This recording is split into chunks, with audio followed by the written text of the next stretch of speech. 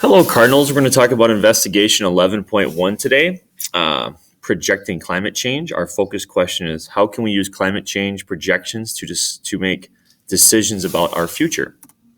So before we start that, we want to look back at the Getting Started review, specifically number 3, where you read consensus on global climate change and future climate predictions. We'll be talking about these as a class. And then finally, in your objectives area, we're going to answer the question, how do scientists make predictions about climate change? As we look at investigation 11.1, we have 2 objectives for today. We're going to study federal climate change projections for the region in the United States, specifically the Midwest. And we're going to develop a climate change related policy recommendation. So as we look at 11-1, you need to listen to the instructions. We're going to distinguish what climate projections are. Projections are not predictions, all right? A climate projection is a kind of scenario, basically a computer model that describes how something might reasonably turn out, given what we know about the climate. Although climate models have been tested extensively, they do not have the certainty of weather predictions for tomorrow. Despite the uncertainty, climate models and projections that they generate are still used by governments to inform policymakers. Part 2 is going to be to look at a bunch of climate change projections. We're going to have a PDF on Google Classroom of all of these, and they're also on this website.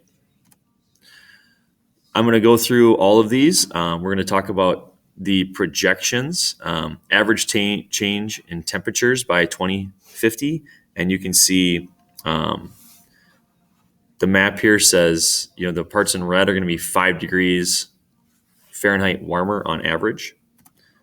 And then days above 90, there'll be 25 more days above 90. If you look at Wisconsin specifically, we're looking at 5 days above 90 in 2050. Frost-free days, you can kind of look at this map and figure it out, but these are all very similar, showing you where the projections are in 2050. Cooling degree days, difference in the number of cooling degree days. Crop yields, the soybean crops and the corn crops. Forest compositions, the forests will be changing. You can see the current composition here. There's a map at the bottom, or there's a key at the bottom with all the different types of forests and how that's going to switch over time due to either lower emissions or higher emissions. There are 2 projections there.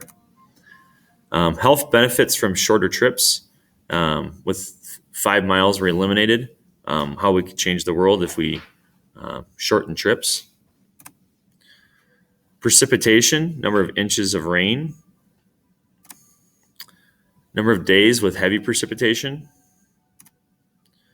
Wettest 5-day total, so a lot more rain in those areas that are dark blue. Consecutive dry days, so this would be indications of becoming an arid or drought climate. Ice covering the Great Lakes, you can kind of see how it shifted over the years.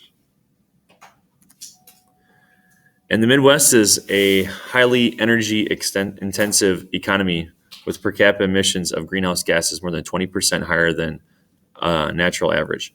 The region also has is large and increasingly utilize potential to reduce emissions that cause climate change.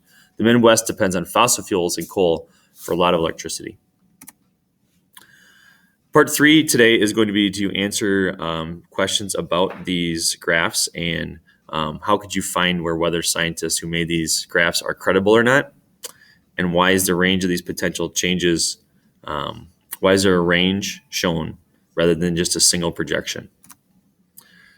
Part 4 is going to be talking with your group to, given what you know about weather, climate, and climate projections that we just discussed, what measures would you suggest the governor take to help your state prepare for the projected climate changes?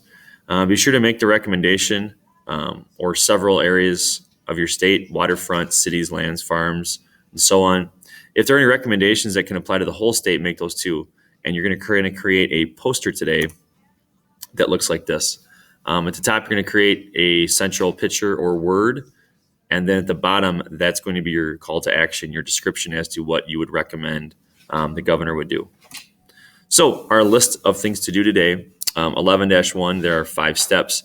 The majority of those steps is discussing the projections and those graphs and those maps. You're going to create a poster, and if you do get time, you're going to want to read Investigation 11.2 for tomorrow. Have a great day, Cardinals.